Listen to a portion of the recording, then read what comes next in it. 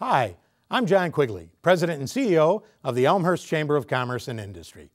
In these challenging economic times, it's imperative that our residents and businesses band together to not only shop Elmhurst, but buy Elmhurst whenever possible. We have great stores in our city center, Spring Road, Butterfield Road, York and Villette Streets, St. Charles and Route 83, North Avenue and Lake Street, along North York and even Grand Avenue. I ask for your help. Let's keep our tax dollars in Elmhurst.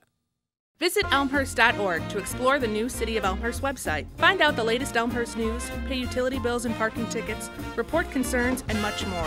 Elmhurst.org is an ideal way to discover what Elmhurst offers your business, your family, your life.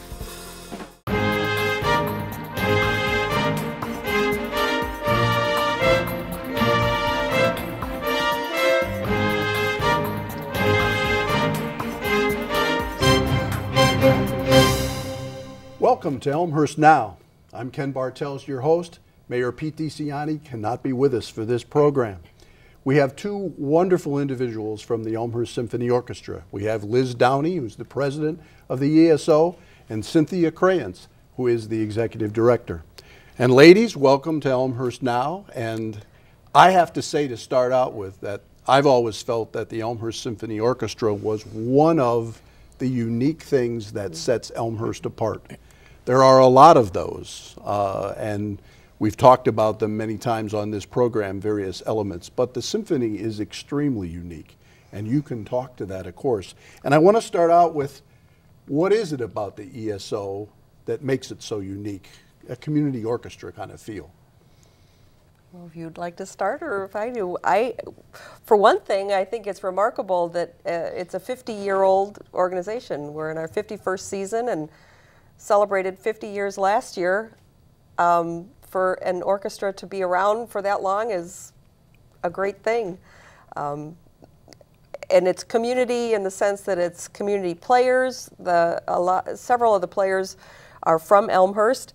But it also is supported by the Elmhurst community in the sense of the board members and the associate board members and volunteers. The auxiliary of the Elmhurst Symphony is a lot of the members of the community, and it's supported by the advertisers in our program book, all the businesses in the city of Elmhurst. And now it started out though 50 years ago. It was all volunteers? Correct. Mostly all community members, I would guess.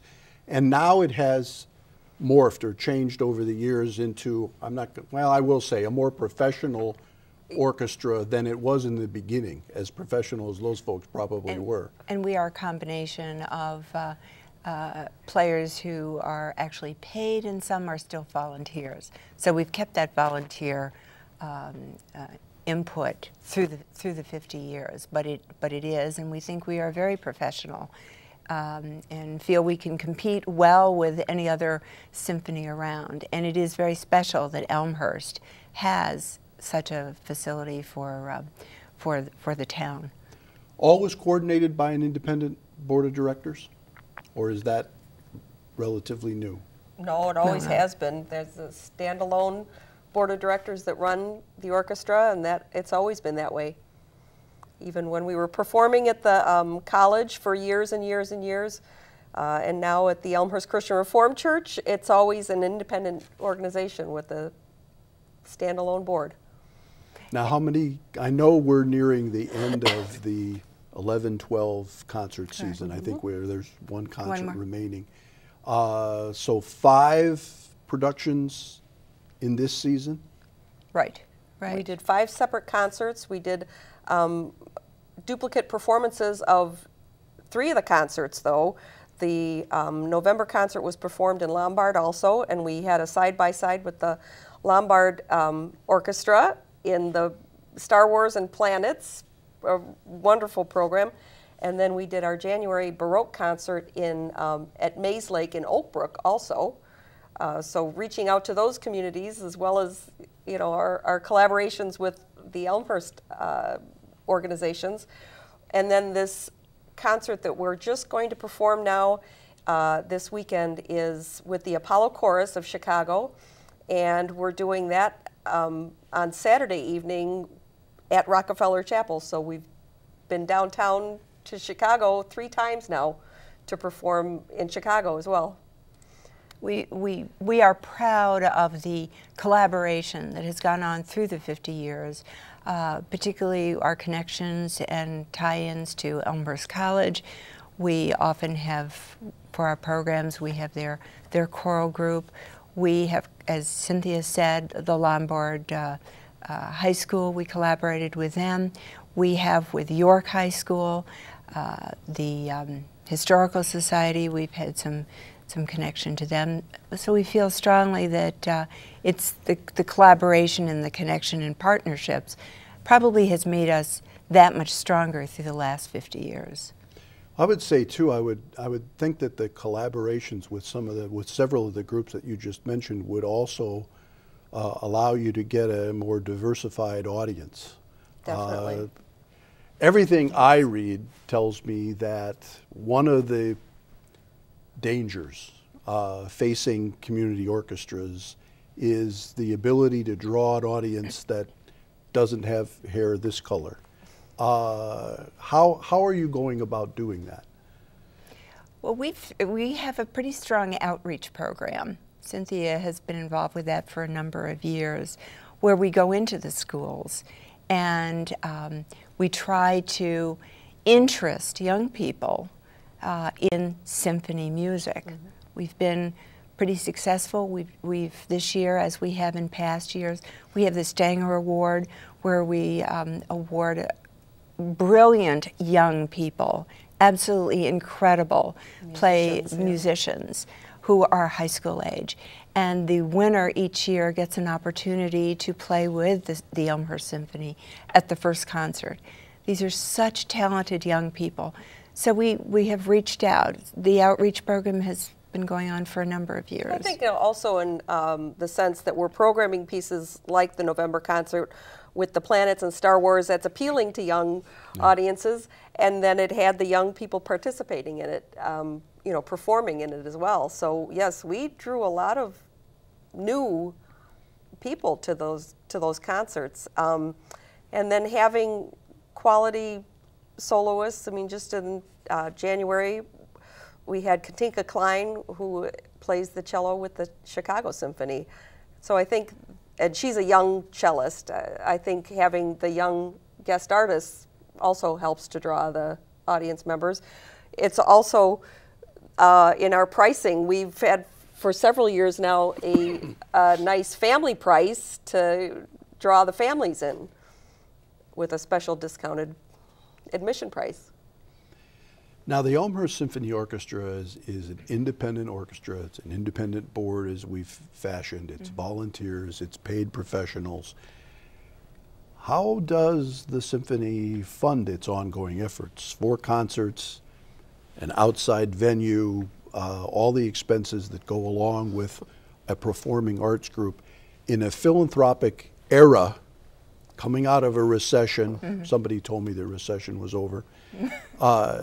Coming out of a recession where philanthropic dollars are under great pressure, how do you go about doing that? A lot of different ways. I think a number of people feel that, with many orchestras and many cultural institutions, that ticket prices, subscriptions, cover everything. It doesn't at all. So we apply for grants, for cultural grants. The city has always been helpful to all of the cultural organizations in Elmhurst. We apply for foundation help, and then we go for individual donations. We appeal to individuals, we look for sponsorships, and the combination has kept us going for 50 years. But you're right, Ken, it's far more difficult. Since '08, philanthropic dollars have been tougher to come by.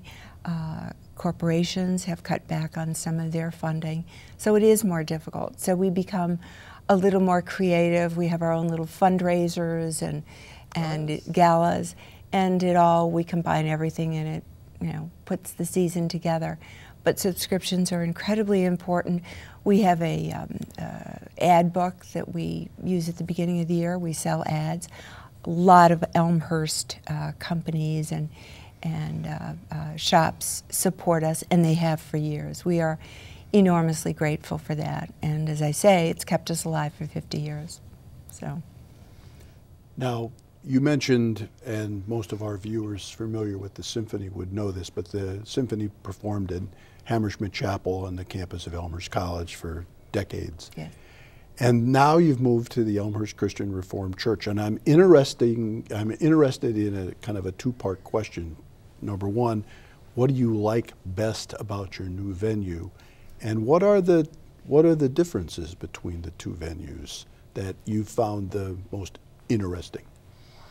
Well, they're vastly different. I think I don't know what the best one would be, because there are a lot of wonderful things about performing at the Elmhurst Christian Reformed Church, and the acoustics are wonderful. The parking is easy, yes. Although we often have, which is a good problem, we often have we fill up the parking lot, and we have great accessibility for handicapped and yes. Comfortable seats, yes. and comfortable seats. great technology to use. We haven't used it to its full advantage, but just for example, again, the November concert with the planets, we had a fantastic slideshow of the planets that was put together by one of the orchestra members to go along with the music. So it was timed to go with the music. So that one of the great things is the technology that we can use now. We're also in an interesting, fairly newly developed location. We're now at Elmhurst Christian Reformed Church is Brush Hill next Road, to just Brush Hill west Road. of the new hospital. Exactly. Park Place, the right. new retirement center, is just now open, and it's an interesting place, which makes it very accessible for residents of Park Place to take advantage of our symphony. So it's a different venue, as Cynthia said. Parking, although we do have an overflow, and we are enormously grateful to Elmhurst Hospital that shares their parking lot on a Saturday night or a Sunday afternoon. So that has worked out, again, a partnership with another institution in Elmhurst. So it really, it's a nice relationship we have built with the hospital, and they've been very, very helpful because we have done well. We have a good following, and sometimes we overflow the parking lot. But certainly the seats are very comfortable. And I think we've established that the seats are comfortable. What is the number? What is the venue hold? The capacity is 850. Okay, so it's a good number. Between Hammersmith and almost the same. Yes. Right. Essentially exactly. the same. What kind of subscriber numbers do you have? This year it's about 350. Okay, So it's a bit down this year, but again, I think that's because of the tough financial times. You know, people are not necessarily going to be able to commit to that whole season, but we do have a lot of very flexible subscription plans from 3 to 5. You can pick your own combination of our concerts, and it has been higher in the past, and of course we're going to be working to get it up again for the next season. Is there an ideal mix of, if you will, sold seats and available seats in terms of your marketing? Well, I would like to see all the seats taken as subscriptions, because then you know that the people are coming. It gets to be a little nerve-wracking if you don't have the advance sales. You know, again, I keep bringing up the November concert, but that was one that I knew we were going to draw a lot of people to, but many of them didn't show up until just prior to the concert, so it was nervous time not knowing how many were coming. But that is a good question. I think that the whole house would be wonderful if it was subscriptions. I imagine the board would feel that way Oh, too. yes, we were. Yes, we are. We share Cynthia's nervousness sometimes, and you know, when we have already started to plan for next year's program, and we think about our audience and what attracts them and what's appealing. Cynthia mentioned the Star Wars, and we had the astronaut Dan Tanney come, and there were so many young people, little ones, who know about astronauts. So when Stephen Althoff, our conductor, and the board and the staff got together to plan the program, that was very deliberate, that we want young people in, because yes, we know that we are an aging audience, so we want to introduce young people to nice music, and it doesn't have to be just all symphonic. We appeal to a lot of different audiences. Well, you mentioned Maestro Stephen Althoff. Now, how many years has he been with the symphony? This is his 16th. 16th. Well, Yes. That has to put him in So I rarefied think air with he's the conductors. longest Is he- serving is he conductor now. Okay. Even last year, I think Dale Clevenger was 14 years with us. And so last Right. year, even Stephen got to surpass that. Now, I know Stephen, and I know how open he is to the creation of the concert schedule and whatever, but that has to be an astounding challenge given the breadth of available music now to a very professional orchestra. Yes. Mm-hmm. You know, the better you are, the more things you can take on, obviously. This is true. And we always have to be mindful of what we think we can do well and afford to do well. So we could probably do 10 or more concerts, but it would not be possible for the small symphony to do that. So we have to pick and choose as to what attracts the most varied audience, and what we can do well and what we can afford to do each year, each season. I think one of the things you're talking about, though, is coming up in our May concert, in the sense that the orchestra is performing Berlioz' Symphonie Fantastique, which is a very difficult piece, but very exciting, and many people are looking forward to hearing that. And then I guess, then again, there's the traditionalists in the group that always want a certain Yes. amount of fill in the blank, depending Yes. on who your favorite composer is. Definitely. I think the symphony over the years, and it of course would have a lot to do with the professionalism of the group, but I think it has transformed itself from a community orchestra feel to a true orchestra in the sense of being able to take on virtually anything now, and tackling some extremely ambitious pieces, Yes. and then turn around and do something light and still take it seriously. I mean, my frame of reference for that is the ESO Christmas in Chicago concert, the Chicago Symphony Orchestra, Right. where it's lighthearted, it's semi-frivolous in spots, and yet they're professional musicians, and so they take it seriously, and it becomes a very enjoyable. It's a different. It kind is. of It absolutely experience is, at and that and point. now you have, and I'm not saying that's a brand new phenomena by any means, but it continues to emerge. Exactly, and built over the years, that Stephen's been with us, especially, and then continuing in that direction, and hoping to spread that word, though, to people that is the direction that the symphony is headed, that it sounds better than it ever has. Now, how long have the two of you been working with the symphony? I know you longer than you, but Yes. so you're the short timer. How long have you been working 3 with years. the symphony? 3 years. Yes. Well, I've been associated with the symphony for 14 years Okay. in so different capacities. almost mirroring Stephen's Yes. involvement. We're about at the end of our time, but I want to give both of you an opportunity. If people don't know about the Elmhurst Symphony, how do they find out about it? Oh, that's a very good question. They can check the website as elmhurstsymphony.org or give us a call at the office, 630-941-0202.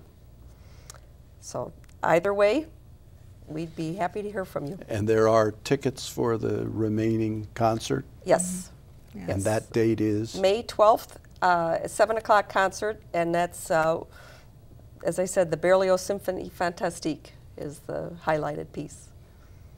This year's concert theme was Toward the Future, right? Yeah, Towards the Future. Any idea what next year's theme's going to be? I think the name of the season is The Power of Music. The Power of Music. Yes, yes, and we're in the middle of planning that. And hopefully subscriptions will become available soon for our early bird subscriptions.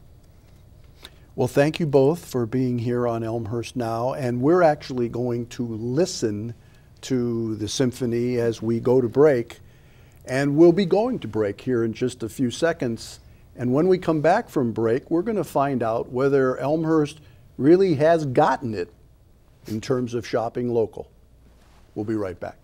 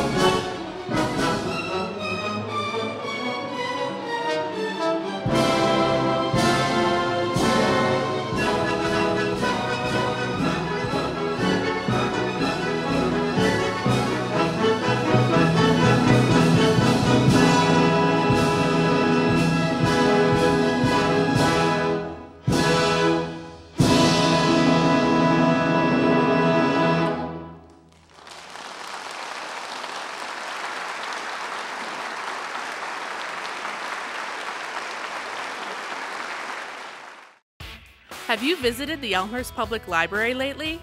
The Kids Library is a wonderful place, especially with our many exciting children's programs. The second floor is home to the adult and teen collections. From research to magazines, we've got it. We have more than 80 computers throughout the building. Or bring your own laptop. The entire building has wireless access. Need a quiet place to study? Try our silent study rooms. Book one of our spacious meeting rooms for your group. Our convenient book drop and drive-up window make picking up and returning library materials a breeze. And don't forget, EPL is open 24/7 online at elmhurstpubliclibrary.org. There are several thousand collisions involving trains each year, which result in over 1,000 injuries and several hundred deaths. A majority of these deaths occur when someone is struck by a train while trespassing on railroad property. Remember, railroad property is private property. Trespassing along railroad property is not only against the law, it's very dangerous. Avoid taking shortcuts. The only safe place to cross railroad tracks is at a designated crossing. Don't get caught dead on the tracks. Stay off, stay away, stay alive.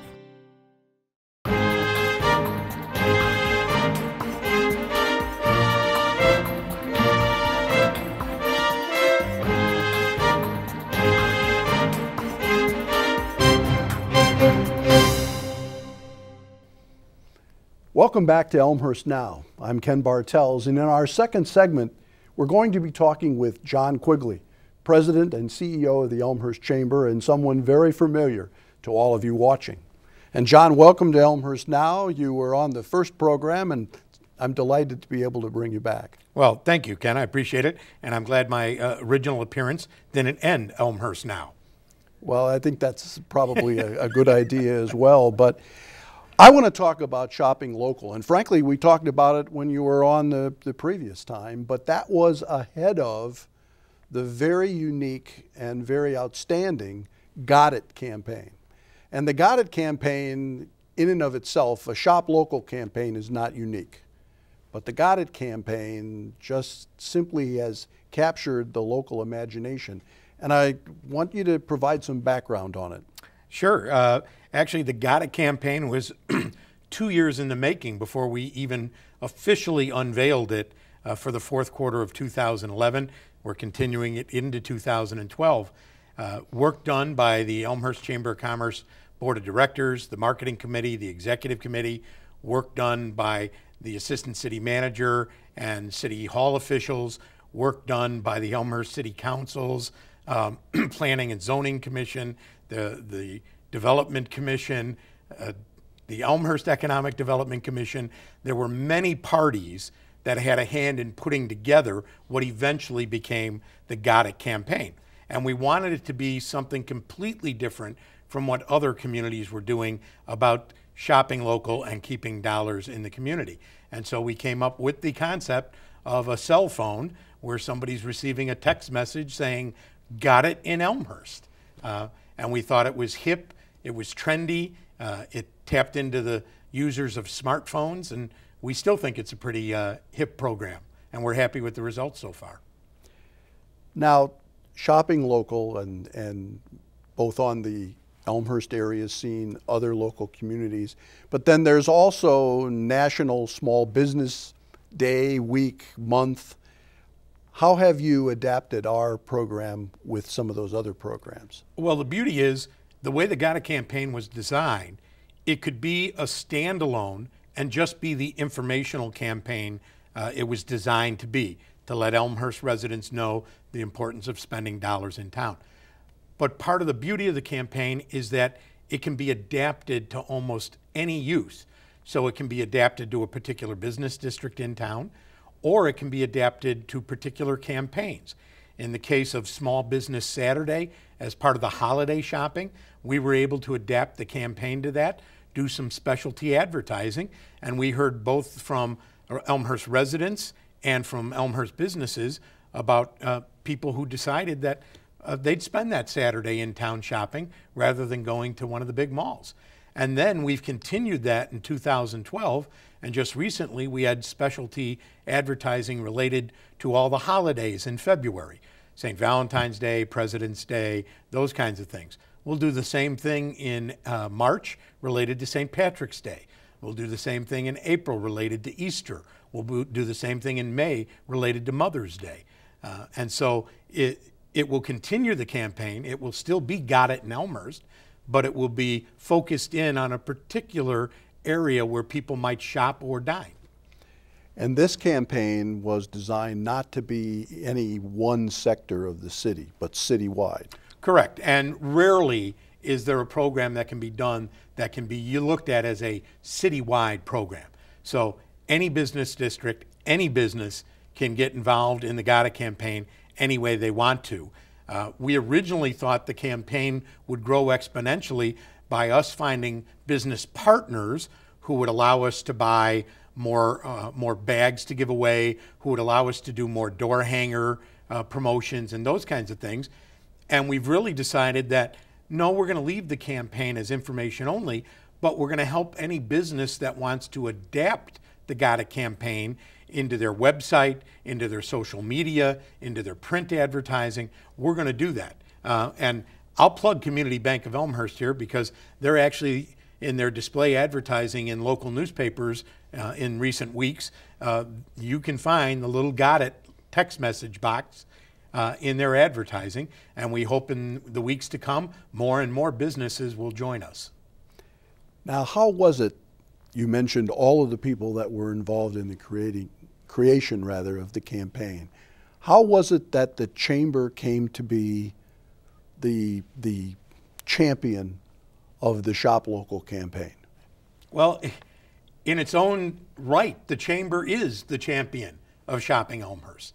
The Chamber is about supporting Elmhurst business, keeping dollars in our community, helping each business district do its best. You know, it's not downtown against Spring Road or York and Villette against Elmhurst Crossing. It's about providing residents with as many options as possible and making it clear to them why it's important that they shop in town. That isn't always made clear, and it's the Chamber's mission to do that. Now, we haven't always had the finances to be able to do it, and so we thank the City of Elmhurst for being able to put up some money that allowed us to do this campaign. Shopping local and the benefits to the community, if you're involved with it, if you live it as you do in your role every day, seems so clear and obvious. But on the other hand, to the average citizen, it doesn't appear to be as clear and obvious. So the Got It campaign was, at its most basic, an educational effort. Oh, most assuredly. Obviously, people tend to do what's good for their pocketbook. So they might have shopped out of town and said, well, that was okay because I saved X amount of dollars. What they didn't understand was the tax dollars that you spent in another community helps that community do things. And the fact that you didn't spend them in Elmhurst requires Elmhurst to find other ways to fund things.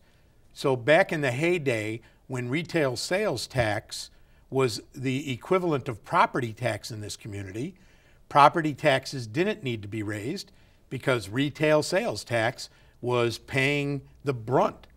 But when retail sales tax declined because of the drop in the economy, drop in car sales, all those kinds of factors, the city had to turn around and raise property taxes. The city wouldn't have had to do that if residents were dining in Elmhurst more, if they were doing more of their shopping in Elmhurst. And that's all we want. We're not saying that you got to do everything in town. We're just saying before you spend it somewhere else, shop Elmhurst first. Now, you mentioned tracking success. How does one do that Well, with an educational campaign? In an informational, educational campaign, that's hard. It's not like we've put coupons out there and we can say we have a redemption rate of 5% or 7%. There are a couple tracking mechanisms we have.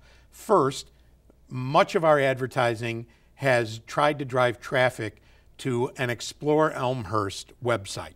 That's actually the City of Elmhurst's redesigned visitor and tourism website.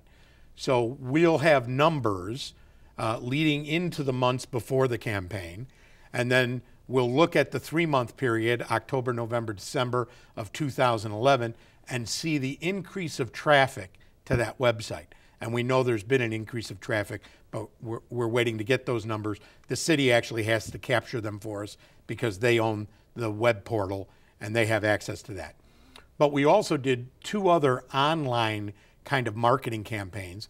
We did one with the Elmhurst Press Suburban Life website, and we did one with the Elmhurst Patch website.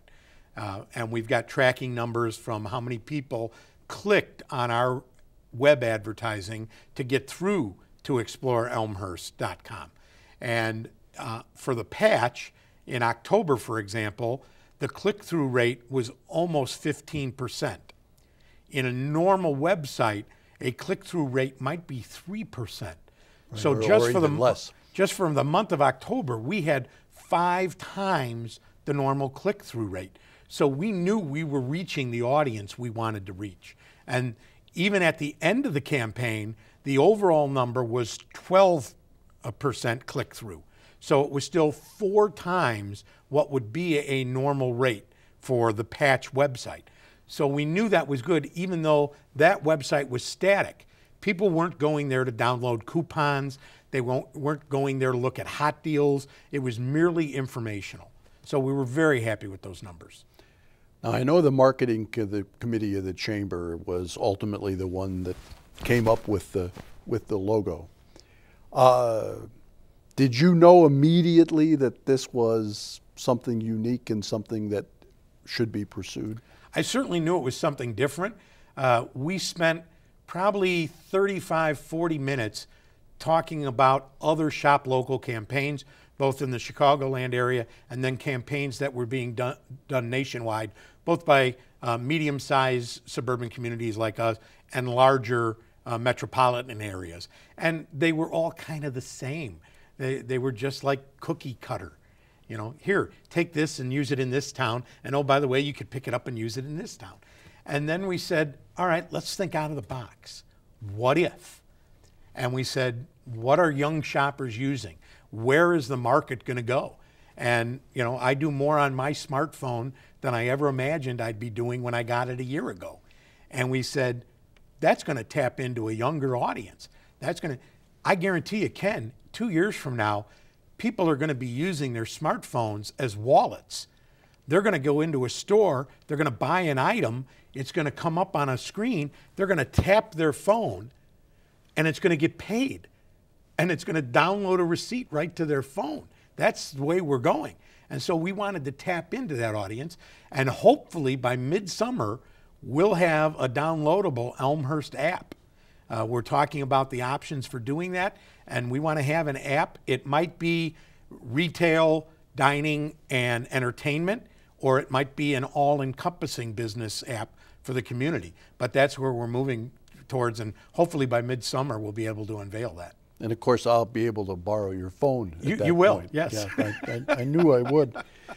So in 2012, a phone app is possible. Correct. Obviously, the continuation of an educational campaign that now has a baseline with many consumers. Do you see anything else on the horizon in terms of how Got It might be morphed? I mean, you've done door hangers, you've done window clings, which are in most Elmhurst businesses. Any other applications that come to mind, whether they happen or not? Well, we would still like the idea of being able to plaster the Got It message where people might be able to see it on a regular basis. That might be on the side of a rather prominent business building. It might be in the parking deck as you come down a stairwell. The landing has the Got It logo. It might be as you're jogging along the prairie path. You see some kind of Got It message or Got It sign. We really like it. We think residents have accepted it. I personally worked a number of events, City Center, York and Villette, Spring Road, where I was out there in a tent giving away the eco-friendly bags and talking about Got It. And residents, it resonated with them. They understood it. They thought it was clear. It was promoted dramatically on a pull-out fold-out cover of the community directory this year, which residents got in October, and the Elmhurst street map, which all residents will get in early May, will have a continuation of that Got It message. So we're trying hard to get it into their homes. We're trying hard to have it be impressions on a repeated basis when they drive around the community. We like the campaign, and now we want residents and businesses to find ways that they can adapt Got It to what they're doing. Not specifically related to the Got It campaign, but more specifically related to Elmhurst and its economic well-being. Between the two of us, let's just go around town a little bit and talk about what you may be hearing or seeing, as well as myself. The automobile dealers are doing dramatically better. You're hearing the same thing. Yes, it's been phenomenal, the bounce back. The city of Elmhurst, in its 2010-2011 budget, ended up with a little extra money, and that was because of last spring's bounce back in the auto sales. That bounce back has continued. The numbers aren't as good as they were 5 years ago, but they're better than they have been in the last 3 years. And those numbers have continued to pour more retail sales tax. And one of the things I always say about the car dealerships is $100 for every $10,000 in car value.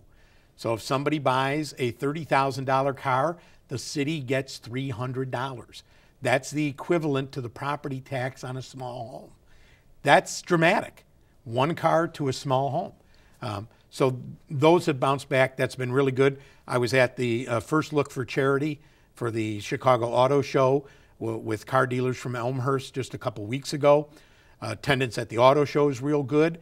And in relation to that, the dealers are reporting they're getting a lot of walk-in traffic.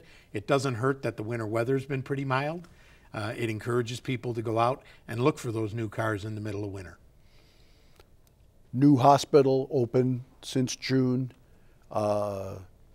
Incredible boost for the York and Butterfield area.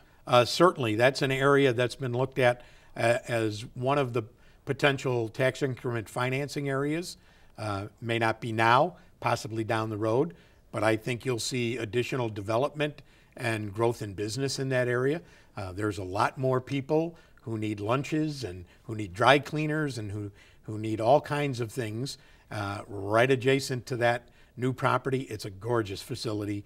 We're very lucky to have a $500 million redevelopment in our south town, and it's certainly an amazing entryway coming from Oak Brook into Elmhurst now.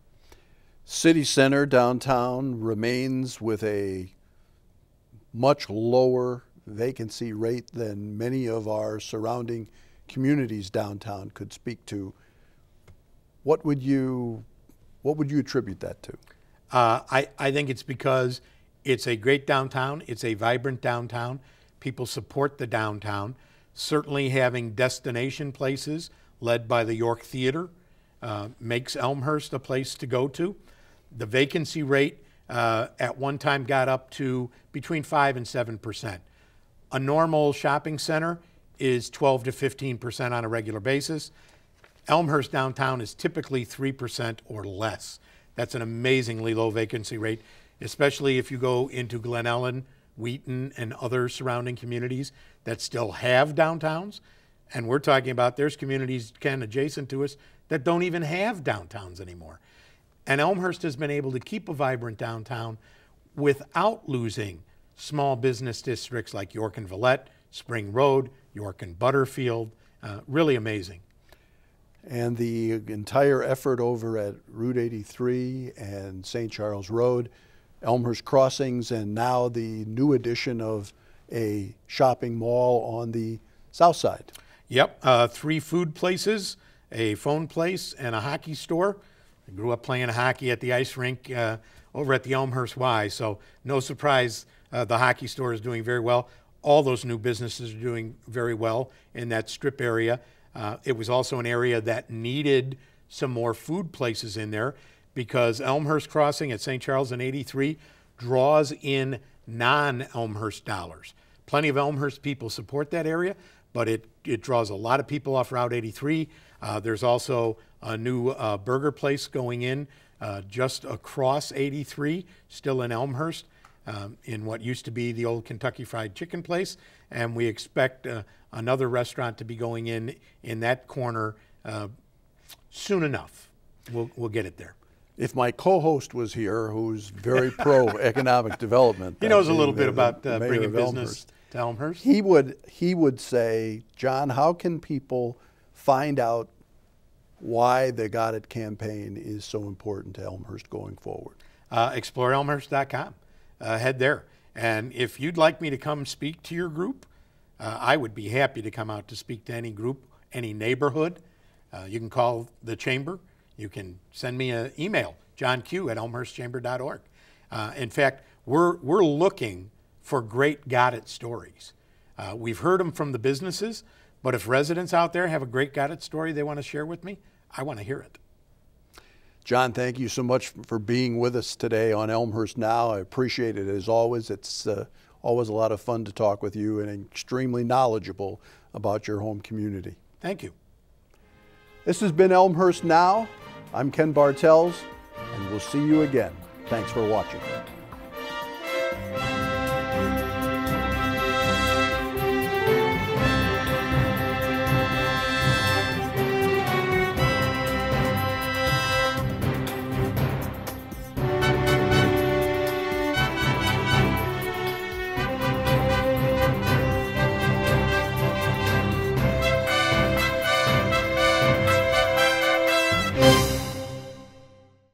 This is no place for the Tour de France, and this is no place for NASCAR.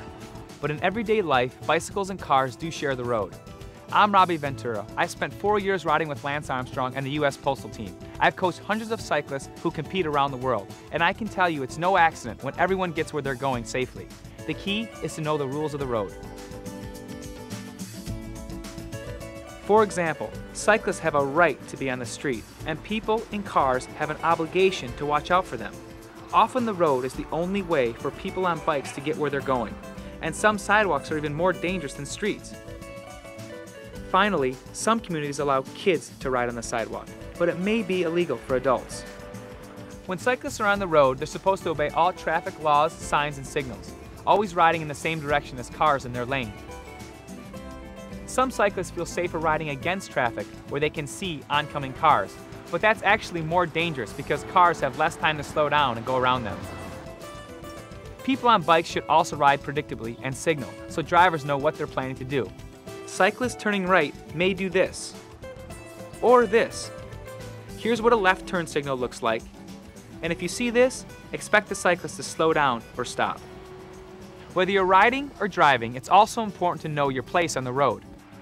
Bicycles should stay as far to the right as practical, but they may have to ride farther out into the lane if there's broken glass, rocks, and other debris by the curb or on the shoulder. People on bikes also ride farther into the lane on narrow roads to keep cars from passing too closely, or they might be moving across the lane getting ready to turn left. Like drivers, cyclists are supposed to use designated lanes if they're planning to turn. Whether you're in a car or on a bike, you should also use extra caution in key situations or danger zones. Take passing, for example. When going around a cyclist, a driver should allow at least 3 feet between the vehicle and the bike. More is better, especially for a cyclist going up a hill or on a high-speed road where fast-moving vehicles can generate strong air currents. On a narrow road, you might have to move into the next lane to pass safely, and that can mean waiting a few seconds for oncoming traffic to clear. Be patient. Turning can also put you in a danger zone. Say you're in a car planning to make a right turn, but there's a cyclist to your right or riding behind you. People are often tempted to speed up, get ahead of the bike, and make that turn, but doing so could cause a crash. If there's any chance you're going to block the path of a bike on the road or a parallel bike path, wait for the cyclist to pass before turning. How much time do you lose by slowing down and playing it safe? As you can see, it's only a matter of seconds. And when you're turning or changing lanes, don't forget about your blind spots. After checking your mirrors, always look quickly to your right or left. Another major risk is a car turning left into the path of an oncoming bike. In these situations, drivers may misjudge the speed and distance of cyclists or fail to see them. Bikes are smaller than cars, so they're harder to see and may appear further away. But some could be moving pretty fast, 20 or even 30 miles an hour. And if the cyclist is going straight, he has the right of way.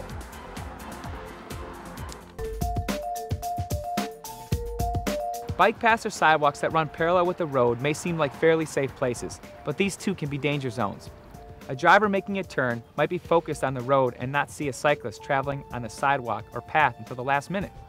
Someone riding on a sidewalk or path in the opposite direction of a driver is even less likely to be seen.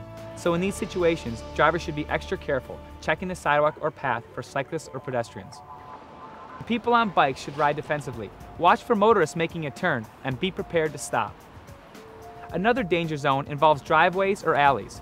Drivers and cyclists often cruise right into the street, pulling out of a driveway or alley, looking for cars in the middle of the lane, but not for bikes or pedestrians on the sidewalk or on the right side of the road. And if you're only looking to your left for oncoming traffic, you won't see a cyclist coming from the other direction. You have to remind yourself every time to take it slow and look both ways before entering the road. Cyclists riding along parked cars are in another danger zone because drivers and passengers sometimes open doors. This happens so often, cyclists actually have a name for it, being doored. So if you're getting out of a parked car, always look over your shoulder to make sure no cyclists are coming. And cyclists may want to ride farther into the lane. One final danger zone is right behind the wheel or handlebars. You're blocking the road. I'm trying to get by here. You have to give me room. You have to wait a second. When you're on the road, conflicts can occur, and it's tempting to express yourself. But getting angry, hostile, or abusive doesn't help. And it can take you to places you never intended to go. Aggressive behavior can lead to criminal charges. Revving your engine, blasting your horn, yelling, or pounding on a vehicle can result in legal action against drivers or cyclists. The best advice for anyone on the road is to stay calm, exercise caution, be patient and courteous. Share the road, show respect, and always be on the alert, especially in those danger zones. When passing a cyclist, leave at least 3 feet between car and bicycle. More is better. Be patient when passing and when turning right. If there's any chance you'll block a bike in your lane, on the sidewalk or side path, slow down and wait for the cyclist to pass.